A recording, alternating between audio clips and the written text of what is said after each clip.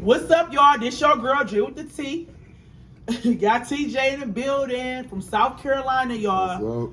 What's up? We out here in Texas. We in Houston. We working, y'all. Like we giving y'all these episodes, and tonight we gonna touch on life of a single father. The obstacles that a single father face. TJ right here is actually a single father, and he just was sharing some things with me. And I feel like we don't touch on this topic a lot. You hear a lot of women speak out about being a single mother. I don't really hear a lot of single fathers speak out on their struggles. So I thought it'd be a great idea to have him to be an interview on tonight podcast and just talk out some of the obstacles he's faced from a single father. Oh. Yes, I think that's gonna be interesting. I feel like it can motivate other people out there who could be in the same situation you in, because there's single fathers out there, and I feel like they go unnoticed a lot. I feel like it's a lot of attention for women because that's the more traditional thing, but it's actually single fathers out there, and I feel like this can be, motivation. This can be support for them. So I'm glad that you was able to do this interview with me tonight. Okay, I'm glad to be here. Yes, you in the building. Let's go. Glad to be here. Okay, so how did we get here? Like, how did you become a single father? Because you was telling me a little bit about the story. Yeah. But how did we get here? I would say decisions, making certain choices with certain people. You bound to have sex with someone, and you bound to have sex with someone in this world unprotected, and you have to learn who you're dealing with before you go that route. And where I'm from in the South, we ain't doing that. We're doing it the opposite way. We have the kid and then trying to learn you. So it was probably, if I was to guess, I would say it went in that situation. I rushed into doing it. Even though I planned my child, I rushed into doing it, and I should have learned like who I was dealing with. And that's what lead to, now you're seeing these certain reactions of a woman or certain reactions in a relationship where it's not working anymore. So that's when you start the saga of being a single mother or a single father. And my shit was crazy. Mine was just horrible because as a man, like I said in the other shows, we don't even know how to fully be men. So to go into it not knowing how to be a father to a daughter, and you're leaning towards YouTube, for instance, you're leaning towards TikTok, you may lean in towards your mom or your grandmother, whoever you got in your life that you could probably talk to, but overall, you going to the internet quicker than you going to anything. And it was times that I felt like, am I doing it right? Is this what they experience? And my mom just chucked it up and told me, hey, men do this all the time. Ain't nothing to complain about. Like, you're going to figure it out. You're going to find your way through it, because we find our way through it. So let me ask you this question. You don't mind me asking, how long you been a single father? 6 years. Your daughter 6? 6, yeah. So you had her, so you was a single father since birth, and her mom had been her at birth, or what happened? Like 3 months in. 3 months in, she we got to the point where it was a separation. There was like depression and all that playing its part. I didn't even know nothing about postpartum depression. But after a while, it's like postpartum. It's called postpartum, not permanent partum. So you get to the feeling where you start feeling salty. You mad. So when she originally left you with your daughter, is it because you was giving her a break from postpartum depression? Is that what happened? That's what I thought I was doing right. Like, did you already talk about her leaving, or no. It wasn't. When you came home from work and she was just gone. Yeah. What happened? It was that. It was like kid crying. Oh, I can't deal with this pack up leave situation. So that happened, and then I don't know. After a while, it just was like, okay, I love my child. So it wasn't I didn't have any. Hold on. So let me bet this back. So your baby was how old when she left? Like 3 months. So 3 months, she was going through postpartum depression. She packed up her stuff and she left. And she never been back? I mean, there've been sagas and stuff like coming back, but not on the situation of like, I need to have my kid, or I want to be back in y'all life. It was just like sagas. So where did she go when she left? I don't know. Well, we got a team or something of people that know it is. No, I'm just curious. Where did she go? No, if we can find out, that would be great. So she just disappeared. Did she just stop answering your calls? That happened. That's what it was. The texting and calling. So that happened, and I'm not a salty guy. And this ain't even like to downplay what happened. It's like, you did it, it's cool. I would respect the mother more to come into life whenever you can, because no woman or man or boy or girl should go through a full life without their parent. I agree. It plays a part. You only get one mother and one father. And regardless if they in your life or not, when they time to leave, it's going to hurt. It's going to feel like a damn So basically dagger. you saying you've been I don't teach my kid how to hate her mom. So basically you saying you've been raising your daughter for the last 6 years single, and if her mom come back today, you don't have any bitterness? Oh, no. She can be part of her life today, and you will let that go on. It's I ain't not no gonna bitterness. say I ain't gonna be bitter. I'm black, so it might be bitter, but the whole thing is it's past me now. It's not about me. It's about our kid. So Well, that's mature you to say. So I'm not a tally mark person. Like, it happened, cool. Whenever you ready or you get your shit ready, your kid is here. Like, I'm not gonna sit there. Well, you wasn't there and you ain't do that. I don't think that's cool. I'm at the point now, like, it happened. She want a mom or she want a mother figure in her life, and you should do that. Like, she's a sweet kid. Like, it's not like I feel like even a bad kid should have their parent, but she's a sweet kid, and she just wanted her mom around. So when my kid got to the point where she was like, I hate my mom. And I even told her at that, like, I'm not going to let you talk like that, Understand, like, I want her to understand why it's bad to say that. Because she know bad words are not something to be said, but to say you hate your mom, that was past me. Like, I never said I hate my mom, so I was like... But did you have your mom in your life? Oh, yeah. What is the difference, though? Yeah. I mean, that's normal. But where I was raised, like, respect your elders. Like, it don't matter. You can have the worst parent, the worst grandma, the worst uncle. You respect your elders until you get to the point where you old enough, and when you have your kids, you know exactly how to treat them.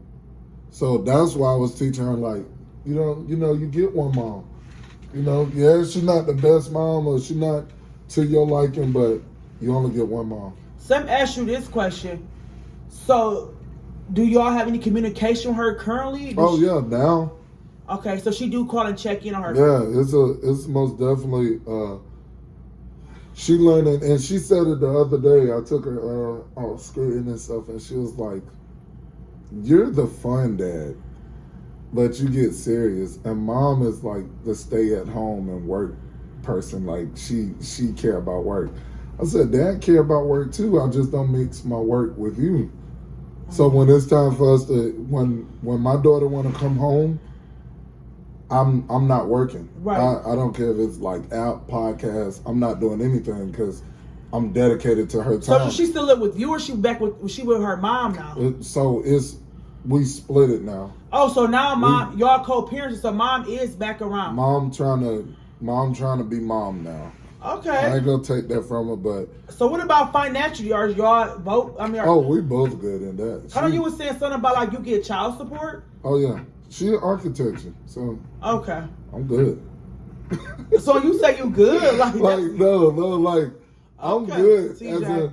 I'm good as a what? Oh, don't get me wrong. For any man out there that don't got a dub, I got the dub for you. I'm not gonna sit there just because I make a certain amount. You ain't gonna be on child support. No, it don't work like that. Because you would have did it to me. Yeah, I'm that 1%er in the world that receive it the other way around. So that's actually a good thing in my book. Well, it's our private dub. Well, the main thing is, TJ, I'm glad you guys are working through that. I honestly think it's, even though you said you somewhat got bitterness in there, but I'm glad that you are being mature about the situation. Because I do feel like it's things that, especially for a young girl, that, only mom can kind of show her that way. Not to say you can't, but you don't feel comfortable. Like I remember when I was growing up, when I started my menstrual cycle, I didn't want to tell my dad I needed pads. I know some women are okay with telling their dad that, but I want to go tell my mom. I remember I felt so embarrassed when my mom told my dad I started my menstrual period. Like I was so freaked out. I didn't want him to know. And I was like 12, 13, I was like starting. So I was like, So I got 6 sisters total. So I do feel like it is certain things that, like how they say it's certain things that a dad can teach his son. It's certain, even when she started dating and stuff, you don't feel comfortable talking to your dad about that. Hell no, because I'm I know she a baby right now, but look. I'm just saying. So that's where she gonna learn. So that's good that's for where her. she I love gonna that. learn like dad ain't right now. Cause I'm gonna be 100% cool. She's gonna have the world. She's gonna have the world until she say, "I got a boyfriend." That's when it's a whole different ballgame. Yeah, so Cause I don't like him. First of all, like. Why you fucking with my daughter? Go fuck up somebody else. Like, and that's what I'm saying, TJ. Like, you cannot come to your daddy like I'm dating him without it being a problem. But she's young. Thing is, I want her to have that platform with me. So even though I feel like that, I wouldn't present it. I want to be able to talk. If Skylar want to talk to me, or if any kid that I have want to talk to me, I wanted to be able to I gotta bottle that up and be that. Yeah, if you want to talk to me about anything, I agree because that's so important. Like having that bond, because a lot of I feel like you got that bond with your children. They're not afraid. Helps. What if it's good or bad? You keep the streets and raising your kids. Other than that, they don't go seek advice from other places they probably should not be getting advice from. When you got that open, even when it's stuff you don't want to hear. Oh yeah. Even when it's stuff you don't want to hear, you gotta. I would want that platform to where that's good. That's good. Actually, if it's something bad, that's what I really care about. If it's something bad, she know I talk to my dad. Me and my dad talk about everything, and I can let him know this. That's what I care about. The good is perfect, but I think it really matters when it's bad. I want you to be able to confide into me. Not saying that I wish bad upon her, but it's inevitable. Like, it's gonna happen. She's gonna run into a bad guy. Okay. She's gonna have a bad experience. I mean, as much as you don't want that, we don't want to approach. But like you said, she's gonna go through her life experiences. Yeah. And it's good for y'all to have that open communication, because I feel like it's certain things you need your mom for, and it's certain things that you need your dad for. Yeah. So it's just how they say it takes a village to raise a child. It's just having that extra support. I feel like it's never enough support. Oh yeah, you got women now that they like, I'm the mama and the daddy. And I hate that for single mother. Look, I salute them though. I'm a single mom myself, but I don't want to be. I don't want to. I'm a single mom. The man that got to play the mom and the dad, because at one point my daughter was calling me mommy, daddy, and didn't know the difference. So I salute anybody that's out there that's just doing their job as a parent, not to down talk anybody. Like, if you got a kid out there, be there for your kid. Learn how to get out your own way so you can utilize yourself to make more, to do more. Because I think the worst feeling ever is being in front of a kid that you can't provide for. I agree. Sometimes these kids are simple. Like, take me outside and run and play. And that's all they remember. But the mother is the one that remember. She needed diapers, you couldn't do it. He needed shoes, you couldn't do it. He wanted to play sports, you couldn't pay for it. Those play parts too. Now, even though they're kid, I got no bad memory of my parent. They always did good for me. Finances play its part. So you got to make sure you're doing what you need to do as a parent, as a man or a woman. Make your money, learn how to get out your way, learn how to check yourself. And when you do that, you learn how to be a better parent too. Well, I will say, so we get up out of here, I am so glad that at least you and your child's mother, y'all meet in the middle, that y'all doing a co-parenting thing. She's starting to come around.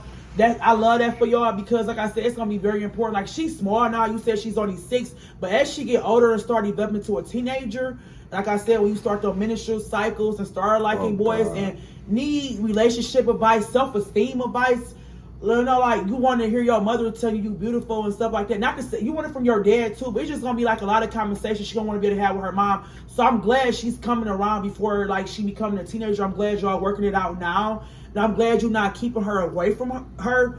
Because some people will do that, like you allowing her to build that bond as a weapon. Yeah, I'm glad you allow her to build that bond. Like, I hope this, I hope she stay consistent. Yeah. Because that's going to be major. Like, I hope, that she stay consistent, that you don't bring her back around, allow her back in her life, and she disappear again. I just hope, because that can be traumatizing for your 6-year-old if she abandon her again, because them abandonment issues play a lot on your self-esteem, even as a grown woman and a grown man. When your parents abandoned you at a young child, it make you feel like you're not good enough, like you're not worthy, and it can cause a lot of self-esteem issues as an adult. So so I hope she don't do that to her. I hope she stay consistent. But other than that, I love that for y'all.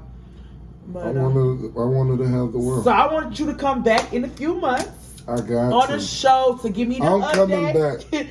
I want you to come back to give me the update. Her birthday in December, so yes. December the 2nd, she's gonna be 7. So I want you to come back in a couple months, and I hope y'all have a great birthday, co-parenting birthday party.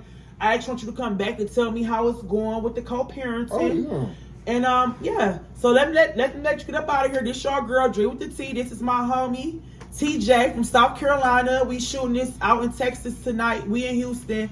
And don't forget that subscribe button, y'all. Till next time, y'all be safe out there. Be safe. Hey.